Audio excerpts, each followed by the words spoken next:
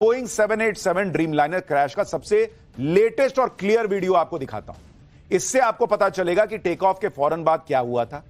इस वीडियो में प्लेन की आवाज और क्रैश होने के बाद धमाके की आवाज भी सुनी जा सकती है। कल तक जो आप वीडियो देख रहे थे वो किसी स्क्रीन से रिकॉर्डेड वीडियो था, तो वीडियो दिखता था, आवाज क्या नहीं सुनाई दे रहा था। लेकिन इस वीडियो में जो आवाज है उसमें बहुत बड़ा रहस्य छुपा है, उसके बारे में आपको बताऊंगा। लेकिन पहले एक बार ये नया लेटेस्ट वीडियो देखिए उस वक्त जो हुआ था।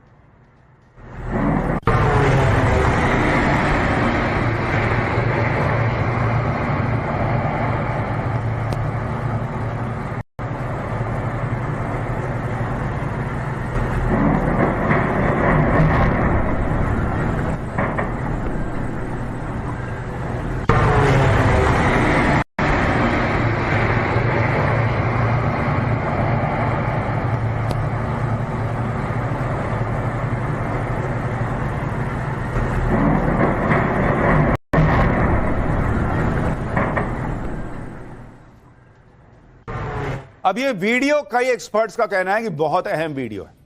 इस वीडियो से प्लेन क्रैश की एक थ्योरी निकल के सामने आ रही है, आपको उसके बारे में बताऊंगा।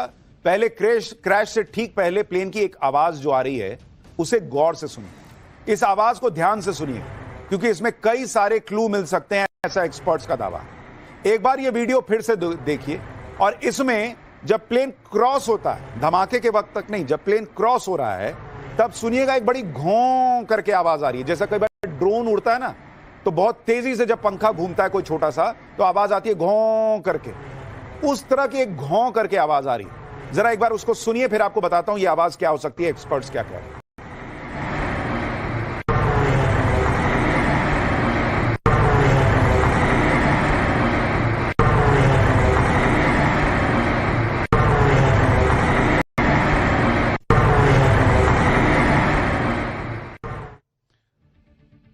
गौर किया आपने, अमूमन प्लेन उड़ता है तो इस तरह की आवाज नहीं आती, ऐसा एक्सपर्ट्स का दावा है। क्रैश से पहले प्लेन की आवाज कुछ अलग सी थी, जो प्लेन की सामान्य आवाज जैसी नहीं थी। और यह आवाज क्यों आ रही थी उसके बारे में एविएशन एक्सपर्ट्स का दावा है कि शायद प्लेन का रैम एयर टरबाइन एक्टिवेट हो गया था। बोइंग ड्रीमलाइनर प्लेन में 2 इंजन लगे हुए थे। रैम एयर टरबाइन, जिसे रैट कहते हैं टेक्निकल टर्म में, इंजन फेल होने पर एक्टिव होता है। रैम एयर टरबाइन एक छोटा प्रोपेलर होता है जो प्लेन में को इमरजेंसी में पावर थ्रस्ट देता है। रैट एक्टिव होने का मतलब है कि दोनों इंजन फेल हो गए थे। इसी वजह से पायलट ने मेडे का सिग्नल दिया था। और जब ये रैट निकलता है तो इसी तरह की आवाज आती है। ये देखिए, जो आप पीछे देख रहे हैं, ये छोटा सा पंखा चक्रगिन्नी की तरह घूम रहा है, इसको कहते हैं रैट, रैम एयर टरबाइन। ये जब घूमता है तो वो जो घों आवाज आप सुन रहे थे उसी तरह की आवाज आती है। और यह सपोर्ट करता है जब दोनों इंजन फेल हो जाते हैं। अब एक्सपर्ट्स का कहना है कि वो जो वीडियो मैंने आपको अभी दिखाया उसमें जो घों आवाज आ रही है वो ये बताती है कि शायद रैट बाहर आ चुका था क्योंकि दोनों इंजन फेल हो गए थे। क्रैश से पहले प्लेन की आवाज जो आपने सुनी थी वो शायद इसी रैम एयर टरबाइन की थी। रैम एयर टरबाइन प्लेन के पिछले पहिए के पास लगा होता है और इस टरबाइन से प्लेन के इमरजेंसी में उसे एनर्जी दी जाती है। एविएशन एक्सपर्ट्स का कहना है कि रैम एयर टरबाइन के एक्टिव होने का मतलब है कि प्लेन का इंजन फेल हो चुका था, इंजन को पावर नहीं मिल पा रही थी। रैम एयर टरबाइन की मदद से पहले भी कई बार प्लेन की सुरक्षित लैंडिंग कराई जा चुकी है। कल क्यों नहीं हो पाई, यह अलग प्रश्न है। लेकिन आप तस्वीर देखिए, यह जापान एयरलाइन का एक passenger plane ram air turbine की मदद से लैंड हो रहा है।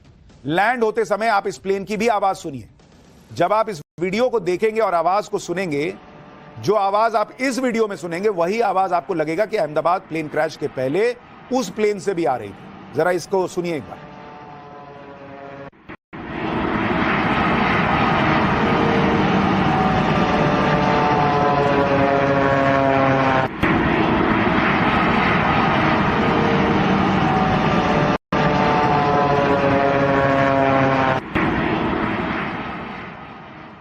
सुना आपने, इसमें भी जैसे छोटा पंखा बहुत तेजी से घूमता है वैसी गों आवाज आ रही है, सेम वैसी ही जैसे आपको सुनाई दी थी जो अभी मैं आपको वीडियो दिखा रहा था। एक बार अब अहमदाबाद वाला वीडियो दिखाइए एक बार फिर से, जिसमें वो आवाज आ रही थी।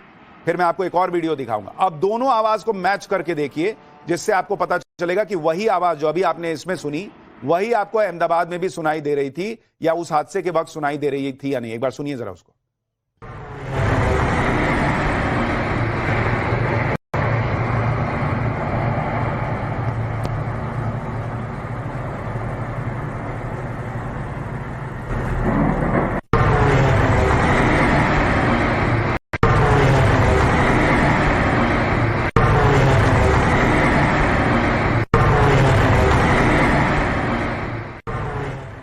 आप देख रहे हैं दोनों आवाज मैच हो रही है, और इसीलिए एक्सपर्ट्स कह रहे हैं कि इसका मतलब इसमें भी रैट एक्टिवेट हो चुका था। हालांकि वो बात सही है या नहीं, ये जांच में पता चलेगी। इसी तरह से एक और वीडियो देखिए जिसमें प्लेन लैंडिंग के समय रैम एयर टरबाइन एक्टिव था और लैंडिंग के समय टरबाइन की आवाज भी सुनाई दे रही है।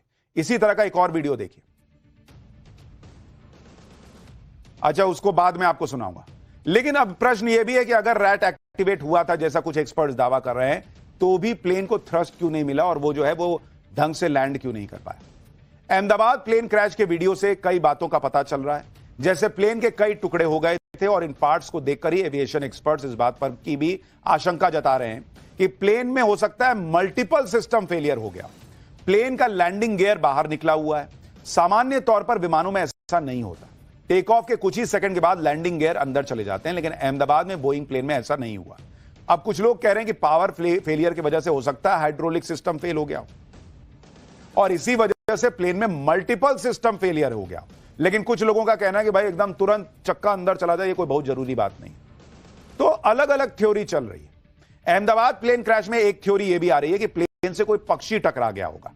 यह इसलिए कहा जा रहा है क्योंकि अहमदाबाद में पिछले 5 साल में प्लेन से बर्ड हिट की 462 घटनाएं हो चुकी है।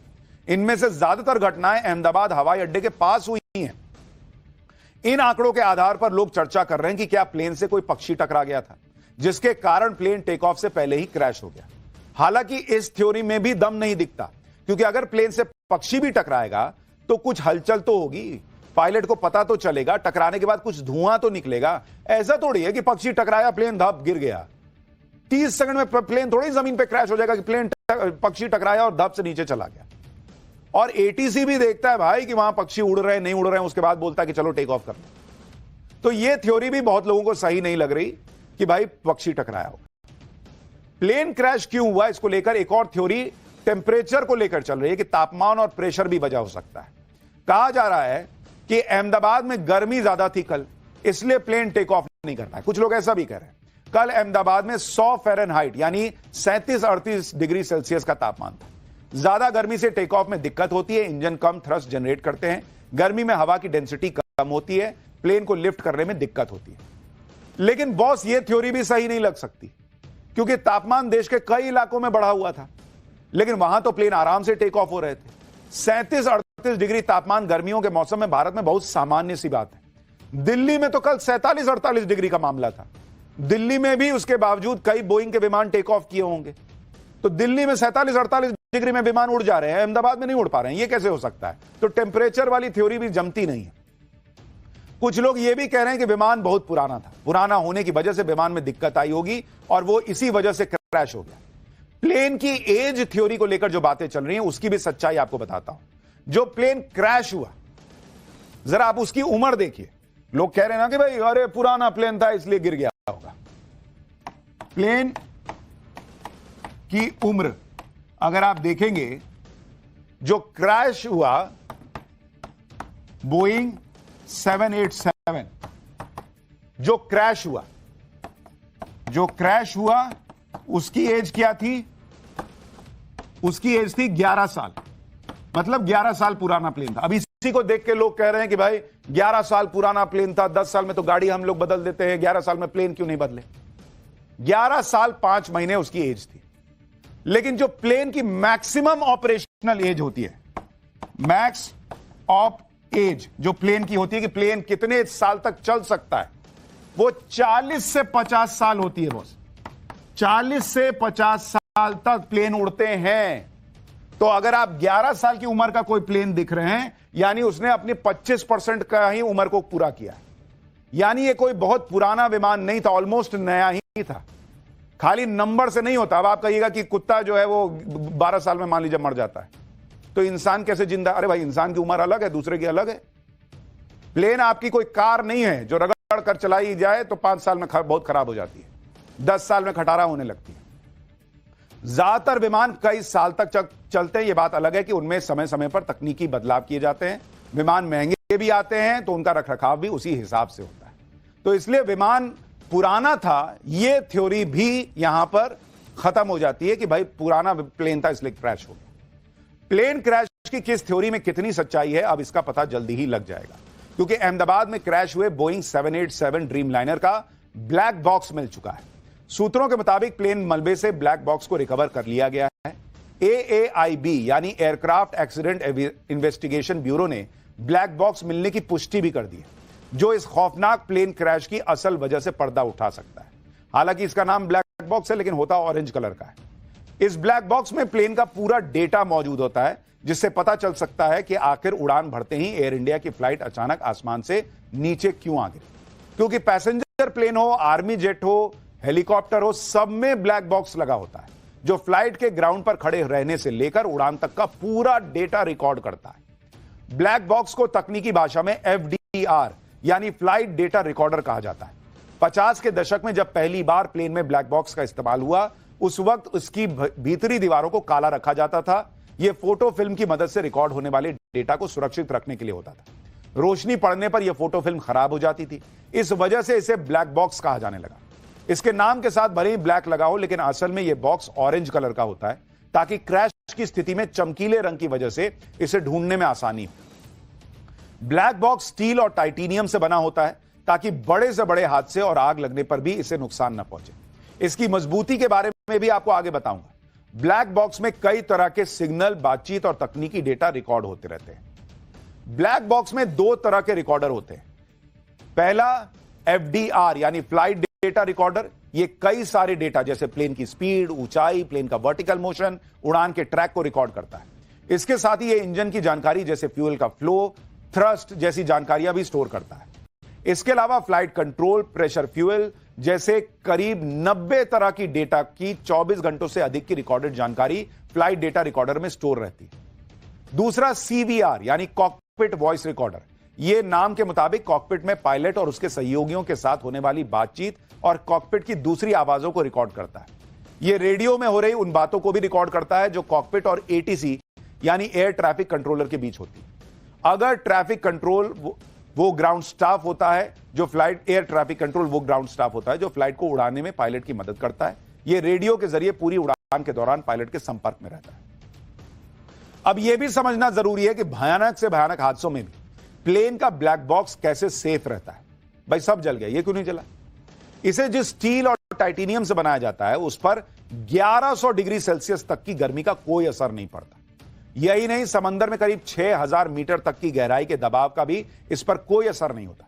यह इतना मजबूत होता है कि 20,000 फीट की ऊंचाई से गिरने या फिर महीनों तक समंदर में डूबे रहने के बावजूद इसमें मौजूद डेटा सेफ रहता है, सुरक्षित रहता है। ब्लैक बॉक्स को किसी भी प्लेन के पिछले हिस्से यानी टेल सेक्शन में रखा जाता है, क्योंकि हादसे के वक्त प्लेन के इस हिस्से का सबसे कम नुकसान पहुंचता है। लोगों को जितनी हैरानी इस प्लेन क्रैश पर हो रही है, उतनी ही हैरानी इस बात पर भी हो रही है कि इतने भयंकर प्लेन क्रैश में कोई आदमी कैसे जिंदा बच गया। अहमदाबाद प्लेन क्रैश में सिर्फ एक पैसेंजर जिंदा बच पाया। रमेश विश्वास कुमार नाम के पैसेंजर का बचना किसी चमत्कार से कम नहीं। आज प्रधानमंत्री मोदी ने भी अहमदाबाद के अस्पताल में प्लेन क्रैश के इकलौते सर्वाइवर से मुलाकात की। सुनिए पीएम मोदी से मुलाकात पर प्लेन क्रैश में जिंदा बचे रमेश कुमार विश्वास ने क्या बताया। सर ने पूछा कि कैसे हुआ, तो मैंने उसके बारे में बताया और सब हाल चाल पूछा सब। और मेरे नजरों के सब सामने हुआ था। मेरे खुद को भी बिलीव नहीं होता कि मैं कैसे उसमें से जिंदा बाहर निकला, क्योंकि थोड़ा टाइम के लिए तो मेरे को लगा था कि मैं भी मरने वाला हूँ, लेकिन जब मेरी आँख खुल के मैं देखा ना तो मुझे लगा मैं जिंदा हूँ। तो मैंने ट्राई किया, जब मेरी सीट थी तो मेरी बेल्ट निकाला, मैंने वो ट्राई किया जहाँ से निकल सकता वहाँ से, तो मैं निकल गया वहाँ से। मेरे सामने नजरों के सामने एयर होस्टल और दूसरे आंटी अंकल सभी उसमें मिस हो गए थे सभी। यानी जो व्यक्ति बच गया वो भी कह रहा है कि मुझे नहीं पता मैं कैसे बच गया। कुछ लोग कह रहे थे कि अरे इसने जो है इमरजेंसी डोर खोल के कूद गया। मतलब लोग भी अजब अजब बात करते हैं सोशल मीडिया पे। प्लेन उड़ा है, अभी 30 सेकंड नहीं हुआ है, उसको पता चल गया कि प्लेन गिरने वाला है, और इमरजेंसी डोर क्या है? आपके घर गाड़ी का दरवाजा थोड़ी कि खोले कूद गए। पहले उसका एक शील्ड हटता, पहले अपना सीट बेल्ट खोलिएगा, फिर उठिएगा, फिर एक शील्ड हटाइएगा, फिर उसको खोलिएगा, फिर उसको घुमा के ऐसे टेढ़ा करके निकालना पड़ता है। ये क्या है, टॉम क्रूज के फूफा बैठे हैं कि गए और कूद गए करके निकल गए? फिल्म की कहानी चल रही है? नहीं भाई, वो खुद बता रहा है कि मैं तो बैठा ही हुआ था। अब शायद उस तरफ उतना इंपैक्ट नहीं हुआ और उधर का प्लेन का हिस्सा टूट गया और ये निकल के बाहर चला गया, तो वहां से बच गया। इतने भयंकर हादसे में रमेश विश्वास कुमार कैसे जिंदा बचे, ये हमने आपको बताया था कि रमेश विश्वास कुमार की सीट 11A थी, जो प्लेन के इमरजेंसी गेट के पास थी। ये देखिए, एविएशन एक्सपर्ट भी कहते हैं कि इमरजेंसी गेट के पास की सीट सबसे सुरक्षित होती है। इमरजेंसी गेट के पास सीट होने की वजह से रमेश की जान बच गई। हालांकि रमेश विश्वास को अभी तक खुद यकीन नहीं हो पा रहा कि वो इतने भयानक हादसे में जिंदा बचे। अच्छा, एक चीज और देखिए, अब ये नहीं है कि कल से एकदम मारामारी कर दीजिएगा कि भाई मैं तो इमरजेंसी डोर के पास वाली सीट मिलेगी तो ट्रैवल करूंगा, तो नहीं करूंगा। इमरजेंसी डोर के पास भी और लोग भी बैठे थे, उसमें से सिर्फ रमेश जी बचे हैं। तो सिर्फ उस डोर के पास बैठ जाने से आप बच जाएंगे, ये कोई गारंटी नहीं है। इसीलिए इसको चमत्कार कहा जा रहा है कि वो बच गए। लेकिन आप सुनिए वो खुद क्या बता रहे हैं। मैं जो साइड पे था ना, वो साइड हॉस्टल पे नहीं लैंड हुई थी। हॉस्टल के जो ग्राउंड फ्लोर है ना, जैसे नीचे, वहां लैंड हुई थी। तो मुझे दूसरे के बारे में मेरे को पता नहीं, लेकिन मैं जहाँ लैंड हुआ था ना, वो नीचे की साइड थी। तो जब वहां थोड़ा पेस भी था प्लेन के जब बाहर, तो जब जैसे मेरा डोर टूटा ना सब, तो मैंने देखा ना जब सामने कि थोड़ा इधर पेस है, तो मैं ट्राई कर सकता हूँ निकलने के लिए। तो मैंने ट्राई किया निकलने के लिए, तो फिर मैं निकल गया उधर, क्योंकि अपोजिट साइड पे था ना, वो बिल्डिंग का वो था ना दीवार, तो उधर से कोई शायद नहीं निकल सका होगा, क्योंकि उधर पूरा उधर ही क्रैश हुआ था। मैं जो जहाँ था वहाँ थोड़ा पेस था। फिर भी मेरे पता नहीं मैं कैसे बचा हूँ, क्योंकि मेरी नजर के सामने ही सब दो एयर होस्टल वो अंकल आंटी सब उधर ही सब। आप सुन रहे हैं, वो खुद कह रहा है मुझे भी नहीं पता मैं कैसे बचाऊं, क्योंकि मेरे सामने